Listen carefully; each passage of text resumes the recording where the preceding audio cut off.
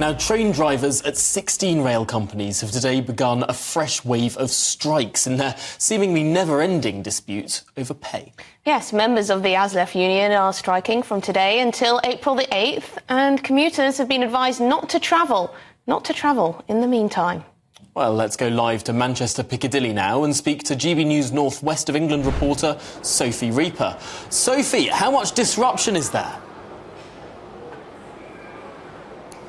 Well, I can tell you for free that if you are in Manchester today and you're planning on travelling down to Birmingham or London, say, you may well be in for a rude awakening, because those 5 train companies who are on strike today, so Avanti, West Coast, East Midlands Railway, West Midlands Trains, London North Western Railway and Cross Country, all 5 of those companies are on complete strike today, so there are absolutely no services whatsoever. So if people are planning on travelling from here in Manchester Piccadilly down to, say, Birmingham New Street or London Euston, that essentially will not be possible. Now, we're entering the 20th month of these rail strikes. Many people starting to show the frustrations as train drivers ask for better pay and better working conditions. We've been asking people here at Manchester Piccadilly today what they make of these strikes as we enter that 20th month, and this is what they had to tell me.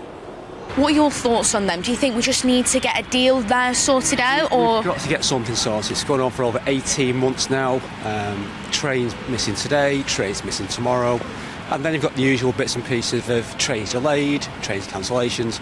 It's harder to get to work when using public transport. I do think this should be over by now. I've been affected quite a lot by them. So yeah, I think it's been going on for too long. So you don't think drivers should be going for a better pay? I think, well, they could be, but I think there could be a better way of dealing with it rather than the continuous strikes. I support them getting a better pay. I mean, at the end of the day, the transport infrastructure in this country is in decline, particularly in the north, for a long, long time now. So, you know, the guys are being asked to work longer shifts, work a lot harder for us. So, I completely support them.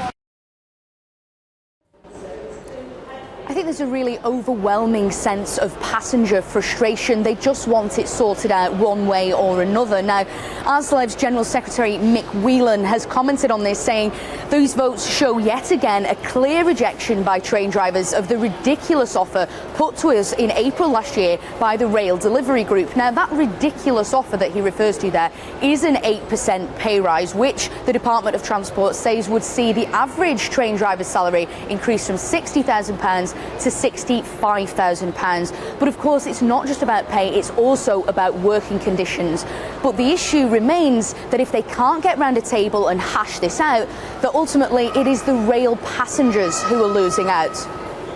It certainly is, and my goodness, £60,000 already for what doesn't seem to be the most skilled job in the world. Oh, that's fighting talk. That's fighting talk. Come at me, train drivers. But Sophie, thank you very much for bringing us that story live from Manchester Piccadilly.